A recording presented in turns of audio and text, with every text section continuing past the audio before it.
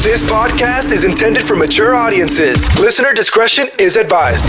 Out of the Ashes presents Missing Dad. I might have ended up on the wrong side of the tracks if Pops wouldn't have pulled me back and said, yo.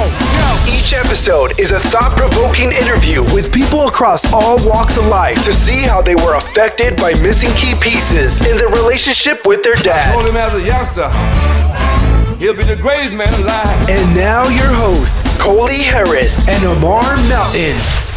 Welcome to another episode of Missing Dad. My name is Coley Harris, and I will be your co-host. And I'm the other co-host, Ahmarr Mountain. And we are honored to have two super fly guests tonight. Now, all jokes aside, you know, everybody, actually it was Chris that said it. So Chris behind the scenes, and Chris was like, yo, y'all doing these podcasts, and you're assuming that people know what Out of the Ashes is about.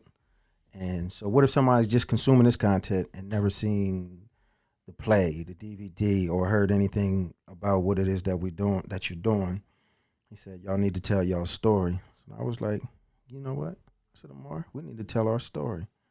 So that's exactly what we're going to do this evening. And I guess you're going to be the interviewer? Will you be the interviewer? Yeah, I can interview. I'm going to ask you some questions about Out of the Ashes and the journey, and through that we'll unveil what it is. Okay. So we've been doing Out of the Ashes since I think our first show was January 5th, if I'm not mistaken, 2015. That sounds about right. We were fresh off one of probably the most difficult years of our lives with the passing of Mama. Yeah, that was a tough one. And you know, we stepped on that stage and we did our thing, man. What did it feel like to be on stage? Was that your first time on stage? No. I was born performing. Yeah. Yeah. Nah. That was probably my first time being on stage and not crying. Nah, but as a kid, yeah, I've never really done anything on stage. You know, I grew up in church singing, and I remember like talent shows and stuff like that. And I was super duper shy. Like I would fall apart. So my mom sewed, right? She was a seamstress, a woman of many talents, and so she was. So I can remember, and I still have pictures when I was a little joker, and I was it was a fashion show, so I was out there styling and clothes that she had made for me. So. I think I got one of them pictures. You was like running around in a suit. Yeah, that was me. Sharp with the fedora on. Yeah. I think I got that picture somewhere. Yeah, so being on stage on that particular stage on that day was amazing. It was amazing.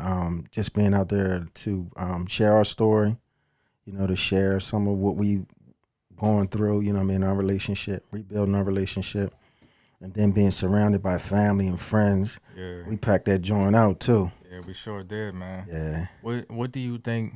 All right, so for those of the people who haven't seen the play, you come out and you're not dressed in regular clothes. Give us explain what that's like. How coming out? That first scene catches people's attention. Explain what that looks like. So the first scene for Out of the Ashes, it's a three act drama therapy presentation or play, for lack of better words. And so the first scene, I come out with the orange jumpsuit. You know what I mean, the notorious orange jumpsuit and the handcuffs, and I come out kind of slumbering and with my head down and you know what I mean, kind of a depressed or in a state of despair, and with some angst and some anger and all that, and it's pitch black, and I sit down in a chair in the total blackness, and then our intro plays through, and then you hear like the prison gates, like the prison cell doors slam with the metal, with the clanging, clang clang, and then the light pops on, and it's like boom, like a, you know what I mean, a real contrast. It's provocative. You know what I mean? It's provocative. Yeah. Yeah. They when I was in Boy Scouts, they took us down to like the Wilmington Police Wait a Department. minute, you was a Boy Scout? Absolutely. Eagle Scout. Eagle Scout. They took us down there. I was young, man. I was like 10. They took us to the Wilmington Police Department. They walked us through and they showed us all this stuff, and then they took us down to the holding cells, and they made us get in them, and they was like shutting it. slamming it. How'd that make you feel? I was shook. I'm sure you was. More so because I was like, man, they down here playing. These jokers lock it on accident or something. We be in here stuck. Yeah, I'm not big on people putting me in situations where I can't control my outcome. Yeah. But so you come out in a jumpsuit, handcuffs. Does that give you any flashbacks or anything? No. Did it? It don't give me no flashbacks or anything, cause shit, I'm in control of. I got the key in my pocket. Right. You know what I mean? And Right. so But for the people that don't know, how much time did you do? I did 14 years. Yeah. Care to share why? Yeah, I did 14 years for a second degree murder. You know, I was 21 years old at the time, and you know, I grew up in the streets in the area. You know, it's juxtaposed against being my upbringing in the household, but I was heavy into the streets, and I got into an altercation with a brother, and I shot him, and he subsequently died. Yep. So with you growing up in the streets, right? So this incident that ended up sending you away, this wasn't your first time off the porch, for lack of a better phrase. Like, you have been out there for a while. Like, how long were you in the streets, and kind of what led you into it? Yeah, I was in the streets. I would honestly say I really started getting into the mix when I was like 11 going on 12 years old. You know, I grew up in my neighborhood, and you know, everybody was curious and trying to make moves and doing different things. By that time, I was I was drinking. You know, I was smoking weed. You know, smoking cigarettes and all that. And By 12? yeah, 11. I was smoking and drinking probably earlier than that. That's like a funny. That's thinking about like 12-year-olds like smoking and drinking. That's kind of funny. Yeah. But I guess it's not funny when you doing it or whatever. But go ahead. Yeah. It is kind of weird, because I look now and I say, damn, I see a 12-year-old, 11-year-old. What the hell? Ain't smoking. It was so crazy. Like back then, like, so I was born in 73. We talking about like in 84, 85. Like they wouldn't even sell us weed back then. It was still in the envelopes, in the yellow envelopes. They wouldn't even sell us weed. We had to get somebody to buy weed for us. Yellow envelopes. Yeah, like the little small, like, you know, the big manila envelopes. Like that. The big manila envelopes, like you put some documents in. They had little ones like that. And that's what they used to sell the weed in. Yeah.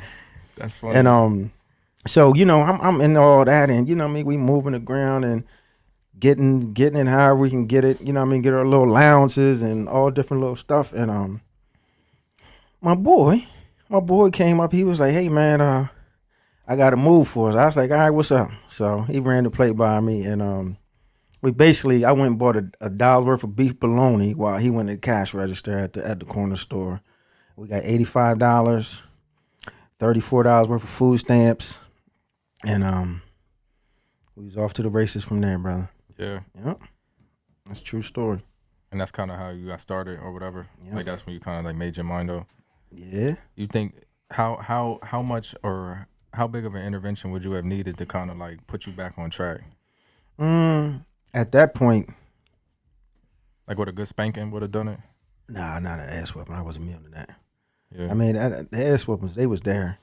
You know what I mean? Not saying that my mom abused me, but she let me have it. I wasn't no stranger to ass whoopings, and it wouldn't have stopped me.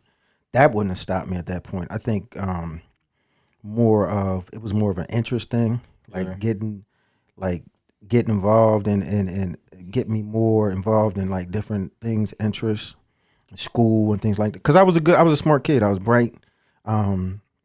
Grew up playing sports, you know what I mean, things of that nature. So like anything that could have really like grabbed my attention, like academically, like intrigued me, or even being involved in being pushed further, like in sports and different things, I think that would have kind of mellowed some stuff out. Y'all had a computer. I had a computer when I was in, what grade was I in? Fifth? I might have been like 5th grade. I had a computer. It was called a Commodore VIC-20. Yeah. Yeah. So back then, I used to learn a little program and stuff you would do on the dot prompt. What is it? Is it the dot prompt? What's it called? I don't know. The black screen. DOS. Everything was in DOS.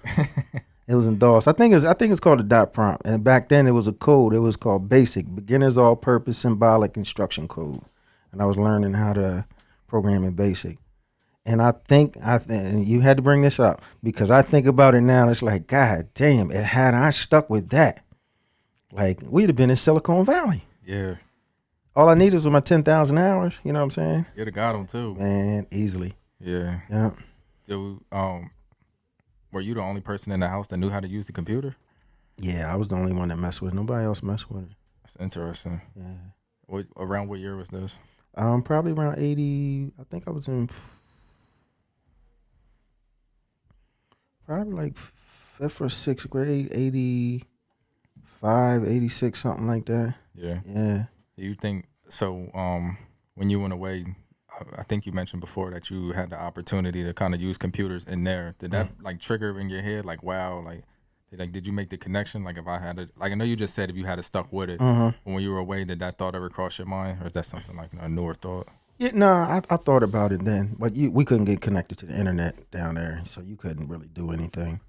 But then again, back then it wasn't no internet neither. Yeah.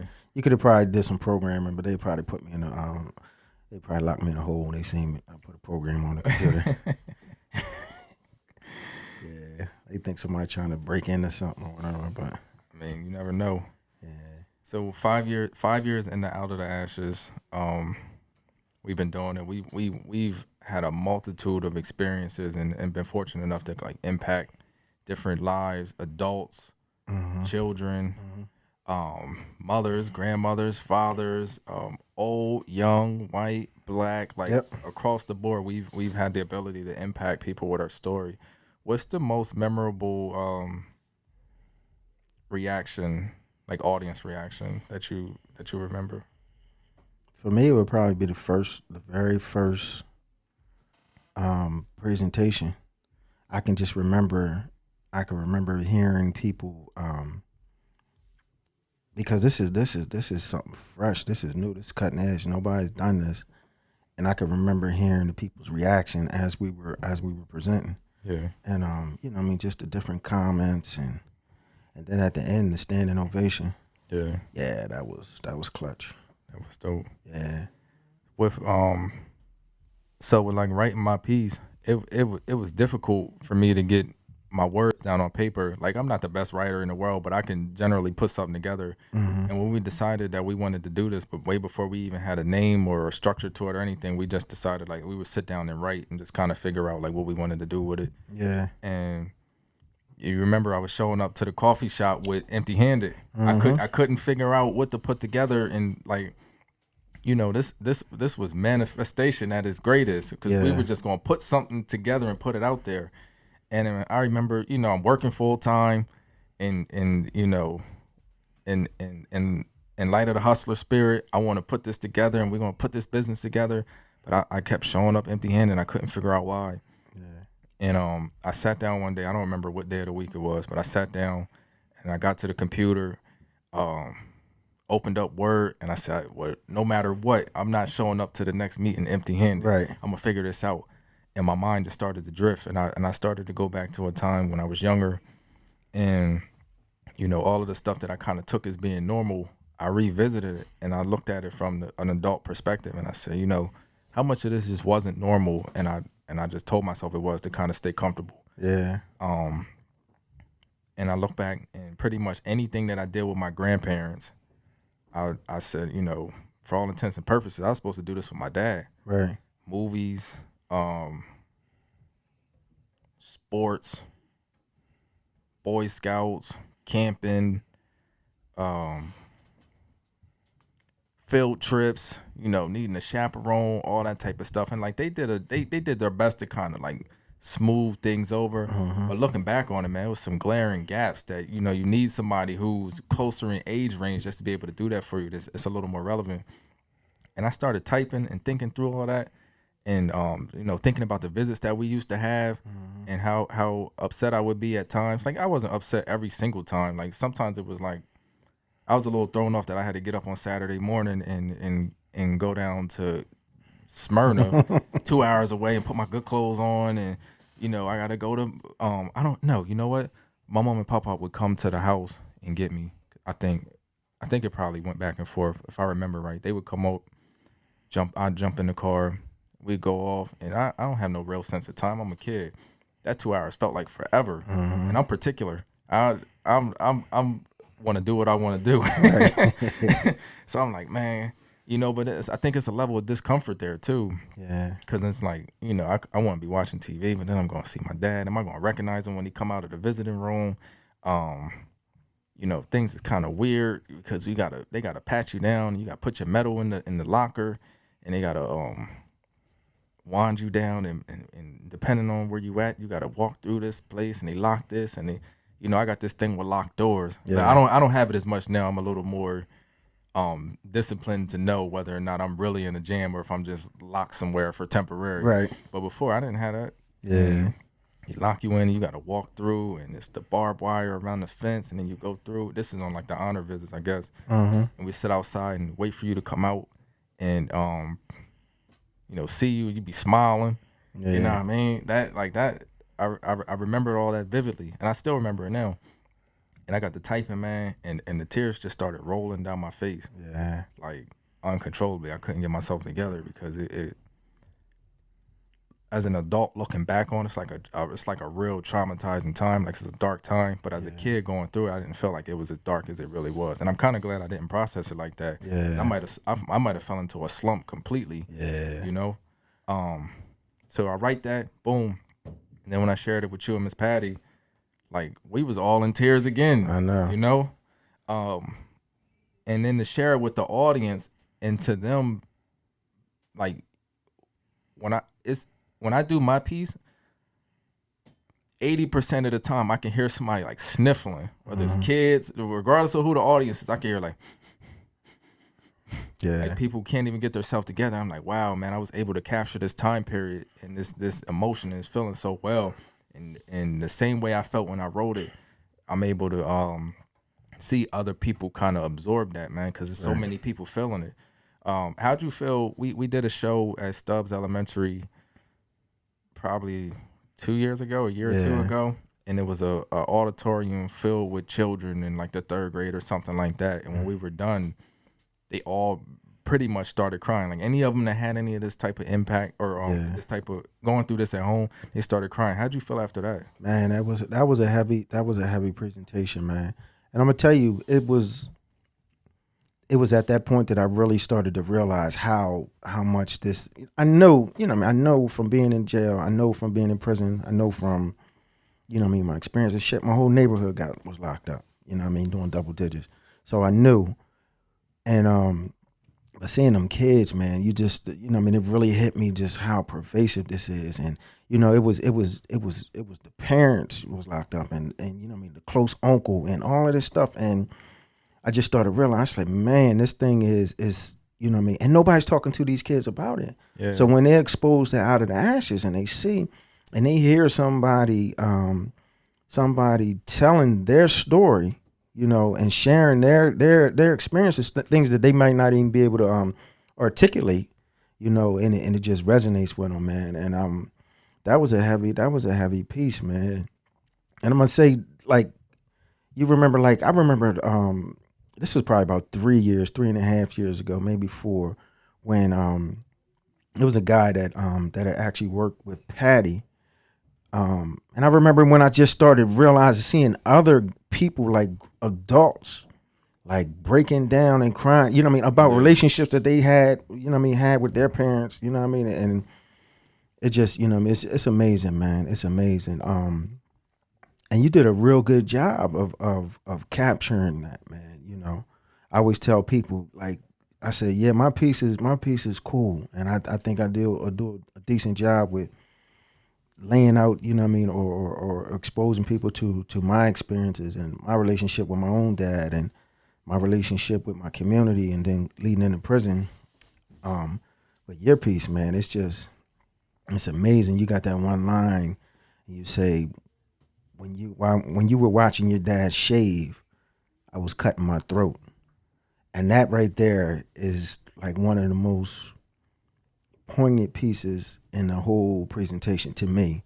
Yeah. You know what I mean? Because it's literally saying, you're literally saying, it's like, listen, because I didn't have this man in my life, my father in my life, you know what I mean? At times when I needed him, that I literally could have like destroyed myself, you know? Yeah. And that's like, yeah.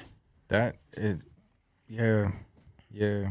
And the sad part is like, it doesn't stop at me. You know what I mean? Mm-hmm. Like you can literally see people in different stages of their life, younger, older, whatever, cutting their throat, figuratively speaking, because they don't have their pop around. And some of them doing it slow, some of them doing it fast. You know what I mean? It's crazy, man.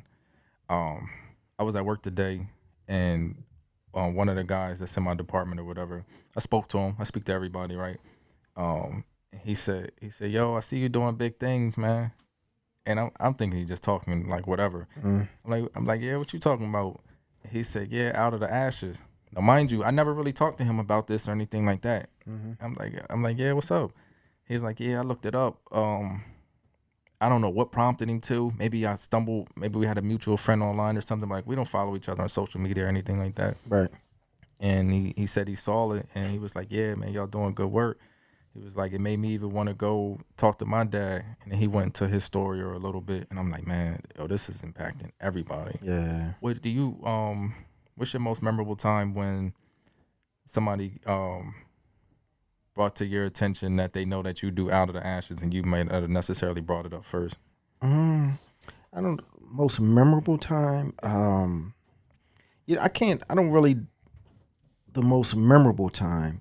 It's just, to me, it's just amazing when I see people and they just know what it is, know what we do. Yeah. You know what I'm saying? Yeah, I was going somewhere, go to meet my cousin somewhere or whatever in town, and I was walking up the street, and then that guy spoke to me. I was like, "Hey, what's up?" You know what I mean? We busting it up, and he started, "Oh yeah, listen, man, you might want to check this out, blah blah blah." You know what I mean? Because what you do without the ashes, and it was just like, just rolled off. I was like, "Damn!" I said, "You know what I mean? That was pretty dope, man. It's amazing, you know, that people watching and paying attention." But yeah, it's just surprising to me how many people just know what it is that we're doing, you know. Yeah. Yeah. It's incredible, man. I was in the mall, and I'm in the mall. I'm not in work mode at all. I'm hanging with the kids and waiting outside the store, and I'm kind of stationary.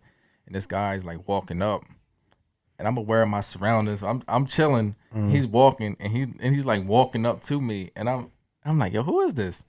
And so he daps me up. I dap him up, you know, and I'm thinking like, is he gonna swing on me? Like, I'm going into fight or flight because I gotta make a decision quick. Like, Right. I can't let him get the ups on me. I might have to swing on him. Needless to say, none of that happened. But he could tell I didn't know who he was. And he was like, "Yo, you don't remember me? We met at Project New Start." Yeah. And I was like, "Oh yeah. What's up, man? How you doing?" He's like, "Yeah, I'm doing good." Blah blah blah. So he remembered us from the work that we did over at Project New Start when we ran a group over there and show Out of the Ashes. Yeah. Another time I'm in the McDonald's near Kirkwood Highway, going through the drive-through line, and one of the young boys, he's ringing me up. He was like, "Yo, don't you do the play with your dad?" Yeah. I'm like, "Yeah." He's like, "Oh yeah, I remember y'all." Yeah. And like that was kind of it, but it was dark. It's on a whim. He at work, and I'm just going through the drive-through, and he remembered that, man. So Yeah. I think we're having a bigger impact on people's lives than we know. It's crazy because I ran into somebody. Now that you say that, I remember I was in a restaurant. It might have been Bonefish Grill somewhere. You know, I was in a restaurant, and my server, you know what I mean, came up and was saying that to me. You know what I mean, something about Out of the Ash. She said, "Yeah, don't," you know what I mean. I was like, "Wow, it's pretty cool, man. It's good to be known for something positive, man. Yeah. Something that's positive and powerful and impactful." Is this your first creative venture or project? Nah. I've been creative for a long time now. Yeah. Yeah, and creative.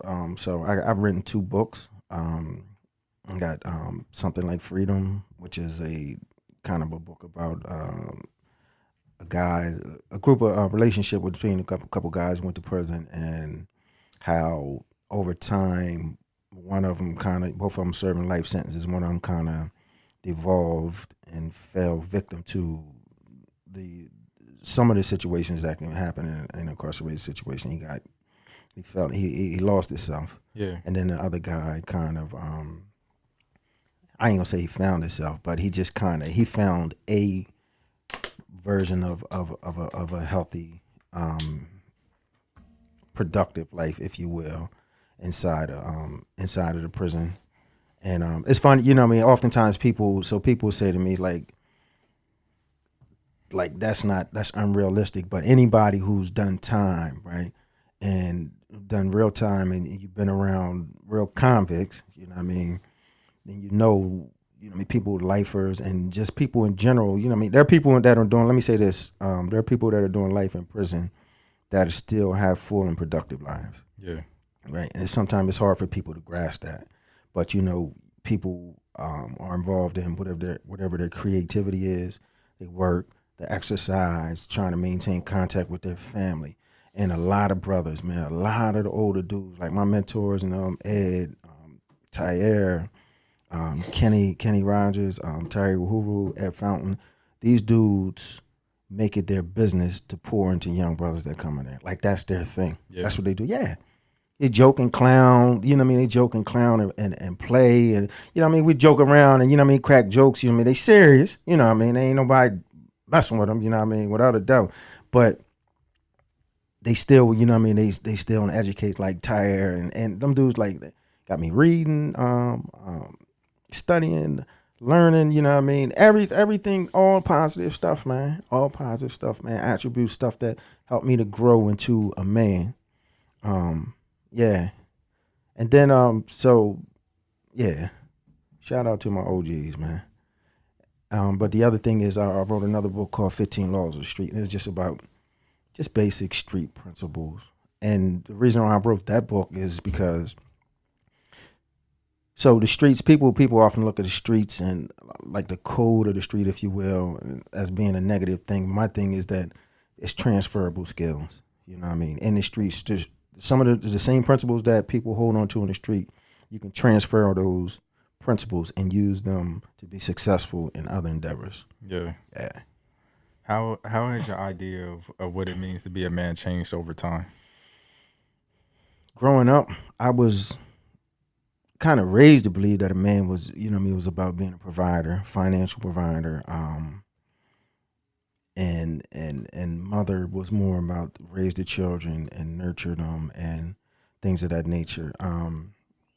But in my own life, in my own experiences, like I was a sensitive child, and now I understand that I like craved for different type of attention, not just from my mom, you know what I mean, from my dad. I wanted different things from him, and it was different roles or different images, you know what I mean, I can't, different images for lack of a better word of what a different understanding of what a man is then and now. And I kind of fell into that by default because that's what I saw, and that was the prevailing kind of image of what a man was. But over years, as I got more in touch with myself and started looking at the things that impacted my life, I started having a different understanding of what a man is, and knowing that a man has, you know what I mean, has a emotional side, being not the toxic, what they call toxic masculinity. You know what I mean? You don't got to be the toughest, roughest guy in the world. You can express yourself. You can, you know what I mean, cry, express feelings and emotions, and still be a real man. You know what I'm saying? And it's changed to the point where, you know, I'm not afraid to show my sensitivity. I'm not afraid to be compassionate towards other people and show love, care, and concern for other people, as well as myself. You know what I mean? But at the same time, still, at times where I need to be stern and you know, yeah. I think I'm more well-rounded as a man. You know. So what's your favorite show for Out of the Ashes? Like for mine, I think my favorite show was probably the Surviving Mass Incarceration event that we did early 2019, where we brought out Tony Lewis Jr. from DC. We had 6ABC was there. Mm-hmm. We had a few good people on the panel. We had Wolfie was on the panel with us. Coley was on the panel with us. Orlando, All who have Daryl been. Chambers, Day Johnson, Orlando Foreman. Who else did we have? Yeah, I like that show. Mainly the venue was real nice. yeah. The venue was real nice. Dr. David Chin from Christiana Care. Yeah. We had a nice panel. That was a nice presentation, man. Mine probably would be California. Yeah. Yeah, it was, we had a few dozen people in there. It wasn't a whole, as many people. But that was one of the presentations, like just being able to present and knowing that we were connecting with people outside of our region, outside of our state. You know what I mean? I remember OG Joe. You remember Joe? Yeah. Yeah. And all that stuff. And it's like, yeah, this thing got legs. We need to be talking about this. Yo, remember I sent in the group text. I said, I took a Uber to Joe's hood. Yeah. Joe was a reformed gangster. Third, what did he say? He was third generation gangster. Yeah. Or something like that. Yeah. So and we had just met this guy. So it was like a gala or something to end the conference, and I left early. I took an Uber back to the hotel.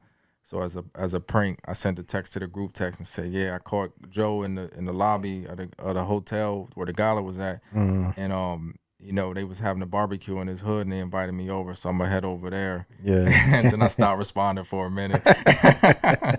We all the way out in LA with real gangsters, you know. But everything translate over. That was a joke. It was pretty funny. Yeah. So LA was a good time. That was a long flight. Mm-hmm. 6 hours, 6.5 hours with a layover in Vegas. It was it? Something like that. Then we have, I think on the way back we got stuck in Vegas for a while. Like they delayed our flight or something. Yeah.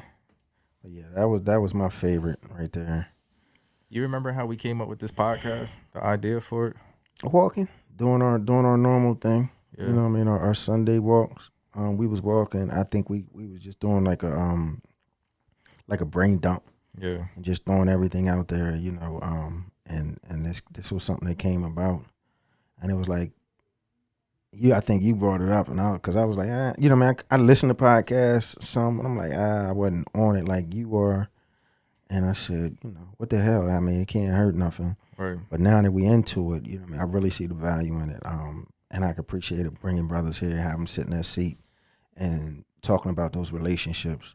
With their father or that key figure, and having a relationship or a lack thereof, and really just really how it shaped and molded them as men and as human beings. Yeah. So, yeah. Yeah, we touched into some tough stuff, man. A lot of people don't talk about this at all. They get older and they just never really dive into it. I think we got to normalize it in order to, help people heal where they at, but like help this younger generation know like it's all right to talk about this. Yeah. I always go back to, so think about it like this. From the mid to late 80s on through the 90s and now, it's criminal justice reform now. It's smart justice now. It's let's change this law, turn this back, change this, crack versus cocaine, and so many different laws now. But shit, back then, they was just locking niggas up. Yeah. Straight up, yeah. They was just locking people up, throwing away the key, man. I'm talking about drugs, and dudes, like, can you imagine, man? Like, people are getting, like, wiped out of their kids' lives for drugs. Seriously, and not a lot of drugs, you know what I mean? I mean, people, you get caught once with a quarter ounce of coke, 7 grams, you might get 3 mandatory. The next time you might get a 10-year bit. The next time you get caught with that little bit of coke, you doing life in jail. Yo, 3 years is a long time for that little bit. Yeah, it is. I remember back in the day, I remember being young, when they was saying, they'd be like, yo, such and such got 3 mandatory. I'd be like, damn, 3 mandatory. Man, shit. When I was in there, I watched people come do 3 years, go home for 2 years, come back and do 3 years, go home for another 2 years and come back and do 3 years. And I was still down there. Word. And this dude, yeah, man. How'd that make you feel? Made me feel like I wanted to go the hell home. I wanted out of there. But the point to my point is like, you know, you think about, you know what I mean, the mass incarceration, that whole era, and you know what I mean, it kind of people trying to get on the right side of that now. But it's like it's a lot of lives that got destroyed now, straight up. Yeah, man. It's like some of my friends, man, brother, you know, we got our bumps and stuff that we got to work through, and we gonna have that through to the end. Right. But I got some friends, man, who like just don't got them relationships with their kids, man, because they got locked up when their kids was young. They got locked up before their kids was born, and they came home and they was grown. Right. And it's, you know, for drugs. You know what I mean? Seriously, man. It's and you can't write that. Nobody can fix that. You know what I'm saying? Nobody can fix a man going to jail when he was 17, 18 years old and coming home 35 years old for drugs. And, you know what I mean? You can't fix that. Yeah. Nah. There's no way to fix it. They can, God willing, you know what I mean, fix the relationship and all that, but it's like you can't undo that. And now you look back at it and it's like, you know what I mean, how crazy is that, man? Not to mention the 3 strike laws, all the you know what I mean, habitual offender act laws, all that different stuff, man. Dudes is down there, man. Dude, I mean, they letting them out now, but guys is down there doing life, bitch, because they broke in 3 houses. They got convicted of doing 3 burglaries and stuff like that. Doing life. Yeah. Yeah. I mean, don't get me wrong. I come from a mindset and an era. It's a price to pay for the life you choose. You know what I mean? I believe that, and I'll believe that till the day I die. It's a price to pay for the life you choose. Period. But man, some shit just don't make no goddamn sense. And there was a lot of that going on. And the community paying for it. They still paying for it. Still paying for it. Yeah, man. Well, that's all I got for you, Johnny. That's all you got from me? Yeah. No more? Until next time. Until next time? Yeah. So, first of all, I want to thank you for just being who you are. You know what I mean? You my son. You my boy. You my road dog. You know what I mean? We get to go down to Miami. Yeah. Boy, that's going to be special. It's gonna be You know what I crazy. mean? But just being who you are as a man, like, I'm proud of you. You know what I mean? I got a lot of respect for you. And I tell people straight out, I say, yo, my son is the best man that I know. I tell people that. Yeah. I say, my son is the best man that I know. Straight up. And that's, you know what I mean? That's special. Thanks. That's special. I love you. Love you too. All right. For anybody listening, www.outoftheashesllc.com is where you can get more information about the podcast and what it is that we do. We got some snippets from our YouTube. We working on building out more visual content. You'll be able to click on the Missing Dad tab and see all of our previous episodes as well as future episodes. And you know, if you watching this on our YouTube right now, you'll see this Out of the Ashes hoodie and this Out of the Ashes hat. Limited edition though. We won't sell merch, but we might come up off a few if we get enough requests. So Might as well. Yeah. Might as well. Get the people what they want. Yeah. Yeah. Do us a favor, any type of comment or review or share or anything like that helps spread the brand. For those listeners, you can see we're passionate about the work we do. We 5 years in and we got a lot more ground to cover. Yeah. We've done a lot of damage in Delaware, but we want to get across the country and ultimately across the world. Yeah. So if you know, a simple share, if you hear this, or somebody that you know that might have a similar situation with their pop and they may not even talk about it or something like this, just drop it on them, man, and let them make a decision. But and don't give up, man. Yeah. Don't, wherever you at, man, whoever you are, like, take that, even if you feel as though that you tried your very last time, try again, man. I'm talking about for the fathers, you know what I mean, fathers who messed up. Sometimes that whole pride getting away, ego, he all right now, he grown, this and that. Nah, man, try to reach out to him, man. Because I can say this, I'm going to say this and be done with it. I never knew how rich my life could be until I had a relationship with my son. Meaning, I could have went on the rest of my life and lived, and I would have been okay. Right. But I didn't know that this level of living even existed. Yeah. And it's something that you bring out in me that nobody else in this world can bring out in me. Wow. That's deep, man. Yeah? That's deep. So listeners, we love y'all. This is Missing Dad, and I'm your co-host, Ahmarr Melton. And I am your other co-host, Mr. Coley Harris. Let's talk to y'all soon. Peace.